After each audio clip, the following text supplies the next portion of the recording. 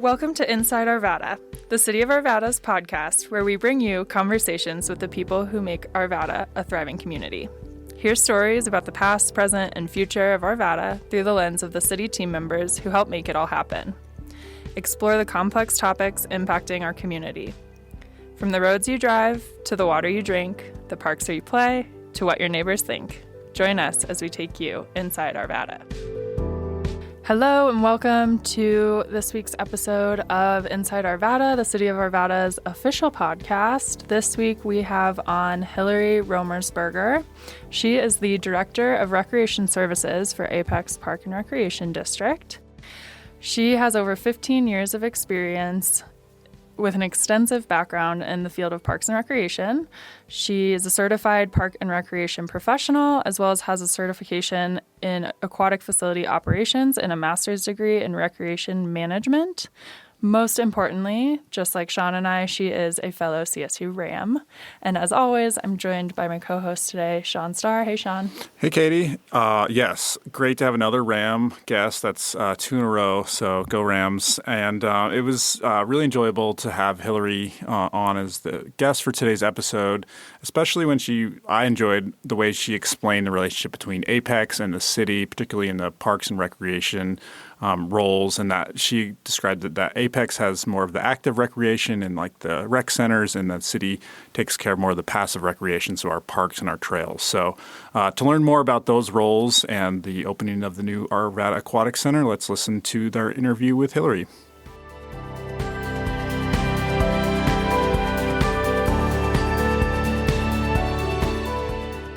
Hi, Hillary. Thanks so much for joining us today. We'll begin by telling us a little bit about yourself and what you do for Apex Park and Recreation. Yeah, thank you for having me. I'm excited to be here.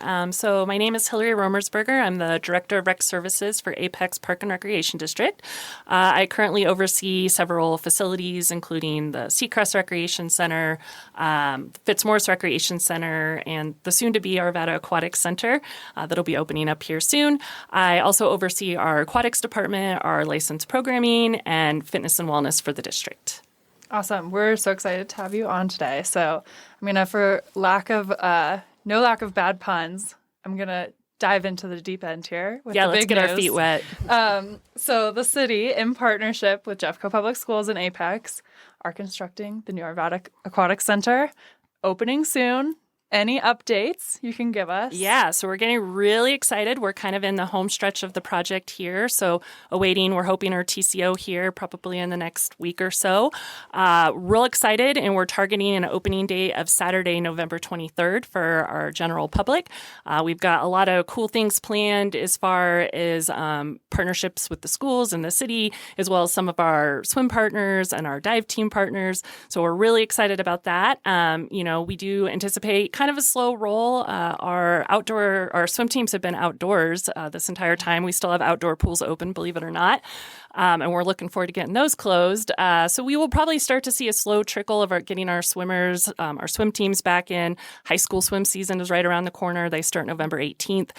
So we'll start to kind of slow trickle some of our swimmers in, and then we're looking forward to welcoming the whole public on November 23rd. Yeah, that's an exciting date. Pencil it on your calendars. I was going to say that's breaking news on Inside Arvada here, November 23rd. Yes, you heard it here first. Yeah. So when it does open, what are some highlights of the new facility that folks can expect? Yeah, so this is really a state-of-the-art facility, and it's such a cool thing to have this in our community. It will rival VMAC, which is probably the closest thing in the Denver metro region. But we will host a 50-meter competitive pool, and we'll also have a 25-yard auxiliary pool, which kind of sets us apart. We also will have a state-of-the-art dive well. Our partners at Pools for Kids helped us with some funding, and we'll have a 5-meter platform, a 3-meter platform, and 1-meter springboard. So nobody really around the area. Air Force is probably the closest comparison. So we're really, really excited to have something like this in our neighborhood and in our community. On top of that, we have enhanced spectator seating. We'll actually host one more seat than VMAX, so a little bit bigger than they are. But universal changing rooms, really great spectator, and it's just a beautiful, beautiful building. If you were ever in the old one, it was, older, it was dark. This one is super bright and just full of life, and we're just really excited about it. Yeah, I think I had heard that divers, like when they need to practice on those bigger platforms like that, not a diver, so kind of speaking out of my territory here, but they would travel, they'd have to like reserve time in either Colorado Springs or Laramie, maybe? Yeah, that's correct. And they compete in quite a few meets, I think, down in like Arizona and California. So we're really thinking that this will provide us an opportunity to host some really cool regional meets and see some really great, hopefully maybe future Olympians. So yeah, that's awesome. And we didn't mention that it's also LEED. It's going to meet silver LEED certification. That is correct. I know that was a really important initiative for the City of Arvada as co-owners on this facility. And it's a remarkable, it's really hard. Pools are not usually the most energy efficient facilities. So to be able to achieve that silver LEED certification is a big deal. Yeah, awesome. Kind of stepping back a little bit, this is the new Meyers Pool, kind of to provide some additional context for folks listening. And it's located over there, kind of Club Crest area near Target is kind of like the landmark that I use often to Yeah, absolutely. So it's actually located in the same spot as the old one. And so where the old one was is now the parking lot.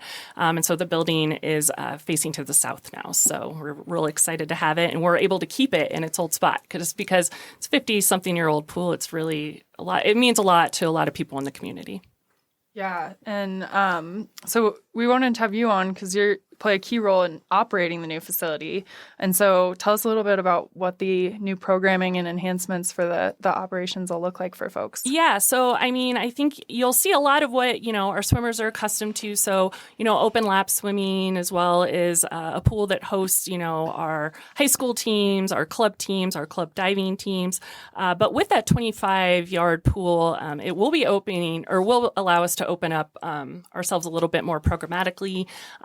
We've always had swim lessons at the old facility, but with this new one, we're really focusing in on things like stroke clinics and higher level swim lessons where kids can really work on, and not just kids, adults as well, can work on technique and that kind of thing. We hope to see an expansion of our master swim team. We've had a really, really successful masters team in the past, and so we're really hoping that we can expand that with more lap space. Diving too will be a major key thing in this facility just because, as we talked about, nobody else in this area kind of has it. So we think we'll be welcoming a lot more different kind of style of meets and just some larger regional events, we hope. Yeah, that's awesome. And for folks that don't know, what you were kind of alluding to is at the old facility, it was just one pool. And so you'd have high school swim team going, and then in the next lane over, little kids trying to learn to swim. And so that secondary smaller facility pool will help to kind of separate those. Yeah, and I think our smaller children will appreciate it too. That secondary pool will be a little bit warmer, so it'll be a little bit warmer for aqua fitness participants that require a little bit warmer water. But our little kiddos, my daughter did her swim lessons there when she was 5 or 6, and I remember her coming out with the purple lips because that competition pool is colder. So that will allow us to really expand some programming there as well. Yeah, that's awesome. I know when we were asking for community stories of memories of the pool and everything to be able to kind of capture that information, a lot of it was around I first learned to swim here, and then I was on swim team, and then my kids learned to swim here, and so that generational history is pretty cool, and it'll be cool to carry that on. Yeah, it's very cool for our lifeguards too. A lot of them have learned to swim at Meyers Pool and then have come up and work for us and then go off to college. And then hopefully we'll see a lot of familiar faces when we open up on November 23rd. Yeah, fewer blue lips now. Yeah.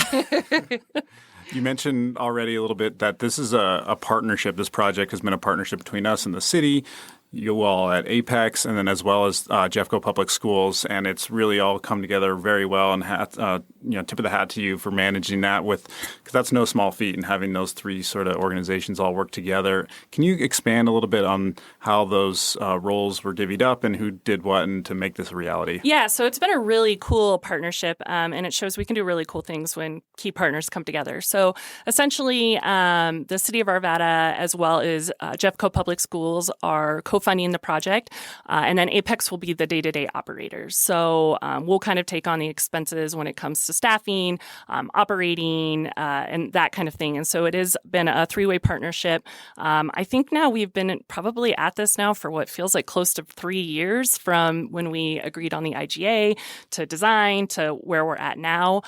So, we've all kind of been in it together for the last couple of years, working together for, design and then just operational implications and things like that. So it's been a really very cool partnership. Really appreciated the getting to work so closely with folks from both the school district as well as the City of Arvada. It's been a really cool opportunity. Yeah, I think that's great. And at the groundbreaking, I know the athletic director for the school district talked about kind of like how for them schools are kind of hard to come to and there aren't a ton of them. And so having that locally kind of facility for them is makes a big difference for their swim teams. Yeah, competitive pools are kind of hard to come by. There aren't a whole lot kind of in this area. And this is really actually just a unique project for me as a Parks and Rec professional too. I'm definitely used to being more on the like fun, open swim, like recreation side. To be able to design something like this has been definitely a once in a lifetime opportunity for me. This pool will host 5 local high schools. So, and we anticipate hosting the large state meet, which will be really exciting because we have not had the state meet in Arvada in quite some time. So we're looking forward to that as well. That's really cool. I was going to say it'll kind of be similar to the Apex Tennis Center, right? And that's a facility that the city owns and funded, but then Apex operates and manages the day-to-day. Yeah, we actually have a couple projects like that. Most closely, we just worked on the renovation of the Lake Arbor Pool. So that's a really good example of a facility that is owned by the City of Arvada, but is operated by Apex. And so we worked actually really well together this summer as well on getting that renovated, getting it back up and running because it was sorely missed in the Lake Arbor community for sure. Yeah, and you we're kind of already answering this question, but is there anything else that you're most excited for about this new facility? Oh, I don't know. Like, we're just so excited to see it open. It's, like I said, we've been at this now for a couple years, and to see it finally come to fruition. This has been a project that's been long talked about, even long before my tenure. I started with Apex about 6.5 years ago, and they were talking about, one day we might redo the Meyers Pool. And so to see it finally come to like fruition is very exciting kind of for all of us. But I'm just really just excited to just see what the future kind of brings. Like I said, I think there will be a real great opportunity to host some meets that in the past we haven't been able. Just to have the Chassa State meet back in Arvada would be a really, really cool thing. And then before we let you go with the lightning round, we provide our guests with the opportunity to clear up maybe some misconceptions about some of the work you do, or just some clarifying, an opportunity to clarify some of the work that you do. Because, the city and the Parks Department obviously work really closely with Apex, but we are separate sort of organizations that are partners. Yeah, I think that is kind of a common misconception in our community. Apex is what is referred to as a special district, which essentially means taxpayers pay Apex an extra, a special tax that's dedicated just to Parks and Rec. You don't see that everywhere. There are certainly a lot of municipalities that have Parks and Rec kind of within them. The way we best compare it to or help clarify to the public is that the City of Arvada handles all of what we call our passive recreation. So that's your fields, parks, trail system, where we handle all the active recreation, which is more like sports programming, fitness. We have the big rec centers and the fun outdoor swimming pools. So I think sometimes people get a little bit confused on how that works. But having said that, we still have to work really well together. We couldn't have our sports leagues if we didn't have the City of Arvada's fields and baseball fields and things like that. So I myself am an avid runner, so I run on the trails all of the time. And so, I think that is kind of a misconception in our community of like, what's the role of Apex and what's the role of the City of Arvada. I think even within Apex, right, everybody thinks of the Apex Center. Everybody knows the Apex Center. It's a huge regional draw.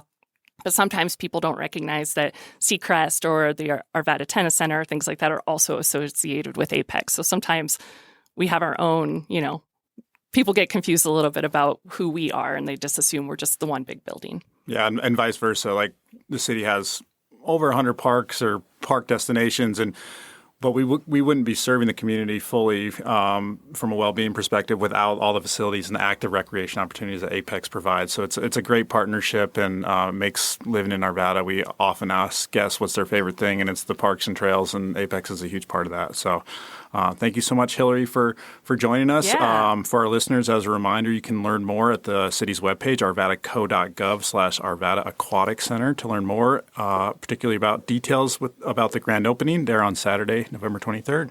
Yeah, and then as far as like future programming, hours of operation, that sort of information, as the pool actually gets open, will be on Apex's website. So another moment of distinction there, where it's on the city's website for the grand opening and kind of the history of the construction and all of that stuff. Lots of cool photos and videos up there. But going forward, then we'll point people to Apex for the details of when they can go to open lap swim and that sort of thing. Yeah, very good.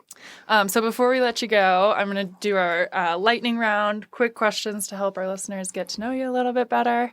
So what is your favorite thing about Arvada? This can be a place, fact, or even a hidden gem. That's tough. I live in Arvada, so I'm happy to be in a community in which I serve. So there are a lot of things I really like. But I think I'll go back to the trail systems. Like I said, I'm a pretty avid runner. I'm getting ready to do a race here in a couple weeks, and so I spend a lot of time on the trail systems here. So I love doing that. We're a very active family, so I love having my kids be able to play and kind of recreate where I work. So I would say, yeah, access to the trail systems and just some of the cool recreation amenities we have in this community. Fitting. What is your first, best, or last concert? Oh, gosh. So I don't get out to a whole lot of concerts, but I think my last one I saw Billy Strings. So not usually the type of music I gravitate to, but I think he's just such an amazing artist. He's so talented and he's so young. And he just puts on a great show. So I think that's probably, just my last and probably one of my best as well. That's awesome. What brought you to Arvada? So actually the job with Apex. So prior to working with Apex, I worked for the town of Parker for 10 years. And then there was an opportunity that opened up with Apex, the role in kind of which I am now. My role has changed a little bit.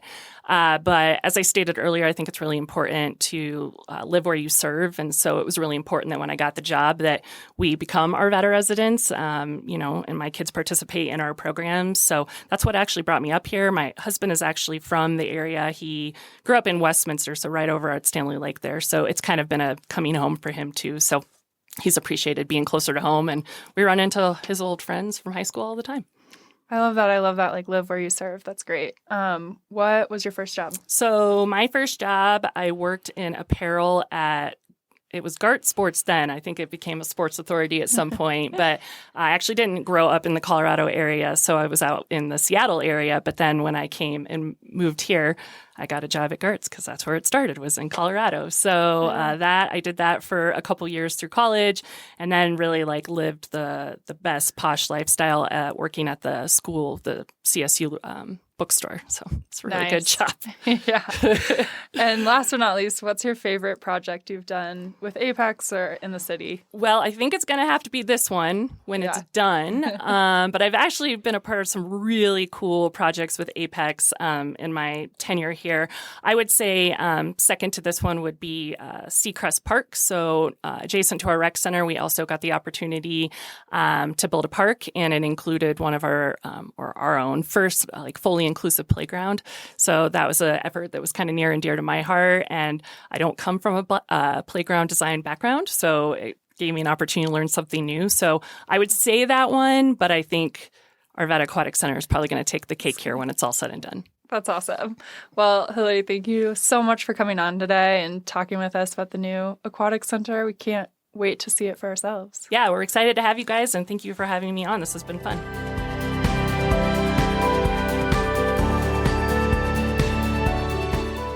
As a reminder, we love to hear from our listeners. You can stay in touch with us by texting us. There's a link at the top of the show notes of every episode, or by emailing us at podcast@arvada.org. We love to hear your feedback about what you're enjoying listening to, what you'd like to see more of or see differently, any questions you have, episode ideas, and anything else you just want to share with us. And some news coming up here. Right now, the city's annual community survey is open at arvadasurvey.com. The results of this survey are really key in helping guide the management and decision-making that happens throughout the city.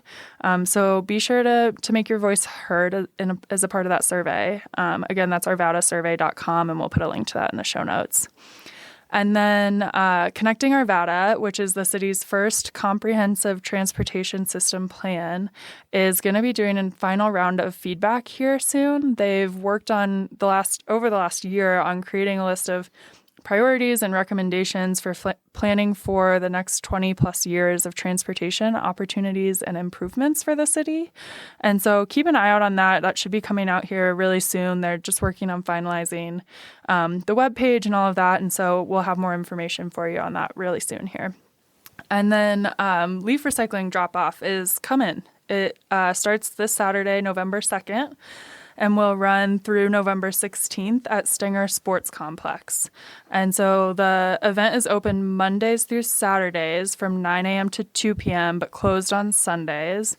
And just as a reminder, often Saturdays are the busiest, as you can imagine. And so just be prepared if you want to go on a Saturday to wait a little bit longer, but you can come during the week and skip the lines. This event is open to all Arvada residents. Just be prepared to show proof of residency, and then be prepared to empty those bags of leaves. Even the paper or compostable bags will have to be emptied into the leaf piles. And changed from last year, this year the entrance is going to be off 58th Avenue, and then you'll exit onto Oak Street. And so that's just to help improve flow of traffic. They'll have plenty of signage on site for that. And you can find a map on our website, arvadaco.gov/leaf-recycling. And then, Sean, a couple more things you have going on. Yeah, a couple sustainability-related initiatives the city is working on. One that we've mentioned several times throughout the year, the Climate Action and Sustainability Plan. Open house is coming up on Thursday, November 14th at the Arvada Library in Old Town. And that'll be the final opportunity for community members to provide input on the plan before it goes to City Council for adoption in December. And then also sustainability is working on a waste diversion action plan. And so that'll be related and really intertwined with the Climate Action Plan. And that goal of that is to just cut down on the amount of waste that ends up in landfills. And so to learn more about that plan, you can visit the webpage at arvadaco.gov/waste diversion. And thanks again to our guest today, Hillary Romersberger. Be sure to listen to our next episode where we'll have on the city's Director of Utilities, Sharon Israel, and we'll be talking about adjustments to water, sewer, and stormwater customer rates and fees in 2025, as well as all the fantastic work that our utilities department does here in the city. To stay in touch with the podcast, you can visit our webpage at arvadaco.gov/podcast, and you can subscribe on whichever podcast platform you prefer, Apple, Spotify, YouTube, or any number of other podcast platforms. And you can always reach out to us at podcast@arvada.org to ask us questions or suggest show episodes or provide feedback and just say hello. And today, the producer of today's podcast was Arvada Media Services producer James Long. And I'll leave you with this fun fact that it took nearly 1 million gallons of water to fill the new Arvada Aquatics Center pools. Whoa.